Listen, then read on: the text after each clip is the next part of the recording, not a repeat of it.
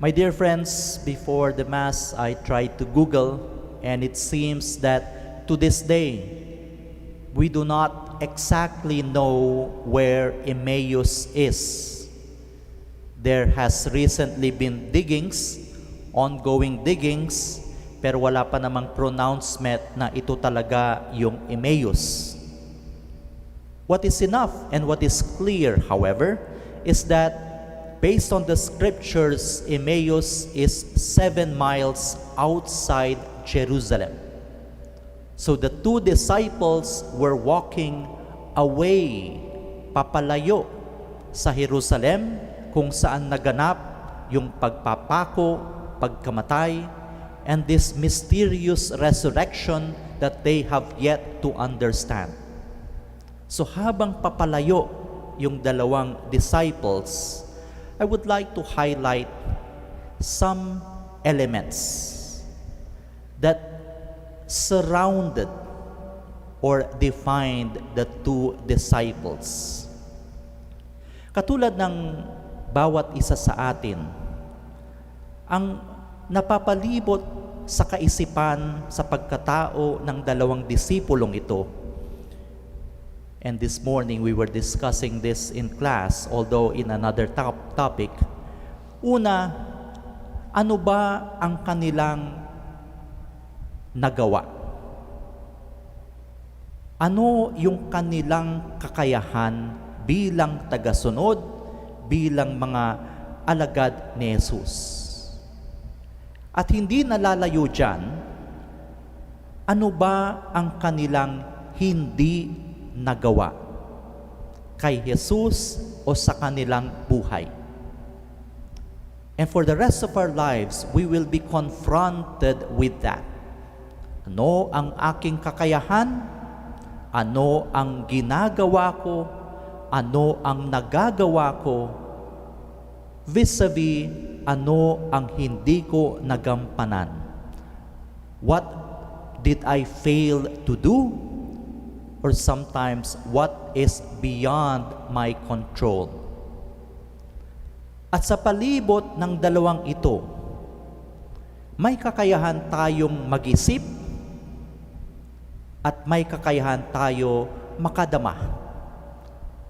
Sa mga nagagawa natin at hindi natin nagagawa, ano ang pinag-isipan natin, ano ang ating hindi napag-isipan?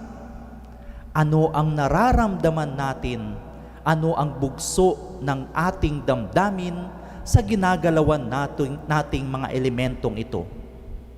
And so going back to the two disciples, ang kanilang nararamdaman sa kanilang hindi pagkakaintindi ng resurrection na ito, ng mga balitang ito, ng pagkamatay ni Kristo, sila'y nalulungkot, sila'y nag-aalala, sila'y takot na takot. Again, they have feelings for the situation, they have thoughts of the situation. Sa philosophy kanina, tinatawag naming reason and emotion. Sometimes we try to pit one against the other. Masyado kang emosyonal, or minsan hindi ka naman nag-iisip. Actually, what is needed is a balance between the two. We reason with the heart. We feel with reason. So as these disciples, with their reason and feelings, sa kanilang kakayahan at hindi nagawa, naglalakad papalayo sa Jerusalem. And here came Jesus, who explained things to them, who acknowledged their feelings and supplemented their reasoning in order for them to understand the scriptures. And when finally Jesus revealed himself in the breaking of the bread, over and above what humans can do and the limitations that humans cannot do, over and above what they have full control and what they do not have full control of, over and above their feelings and their reason. Nabigyan sila ng pag-asa. You cannot say hope is something that I decide upon myself. Kung may control ako sa sitwasyon, then I can say, I have hope in me. Alam kong matatapos ko ito sa deadline, so I am hopeful na hindi ako mapaparusahan dahil nasa kapangyarihan kong magagawa ko yan. But the hope that Jesus gave them was beyond their feelings and beyond their reason. It was beyond what they can do, and more importantly, beyond what they cannot have full control of. And you see a transformation when they have received the grace of hope.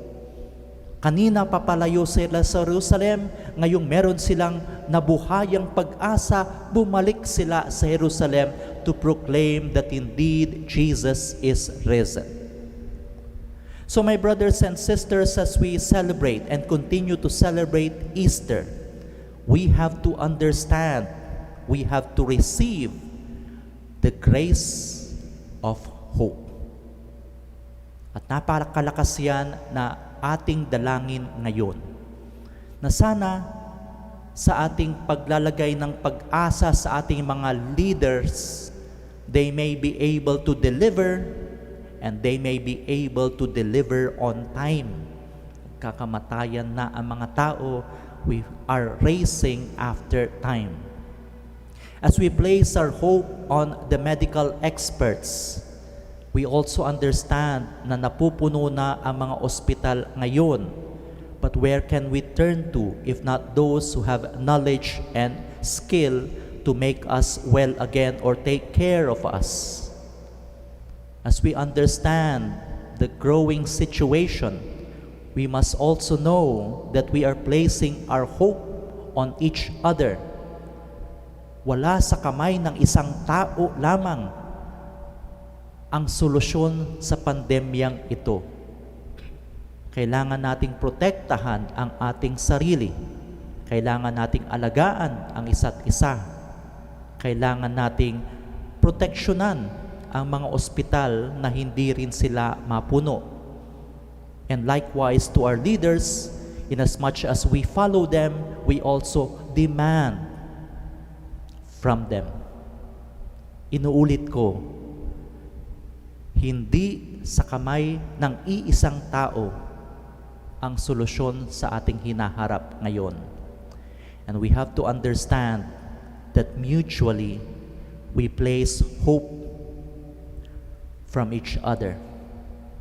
And over and above this, sa pagpapala ng Diyos, kukuha rin tayo ng lakas at pag-asa. May the message of Easter touch our lives. May the message of Easter touch our leaders and our countrymen and women. May the message of the gospel ring out effectively in our nation. Kailangan nating ng pag-asa. Kailangan nating tumanggap ng grasya ng pag-asa. At sa pagtanggap nating ito, kailangan din nating kilalanin ang iba umaasa sa atin.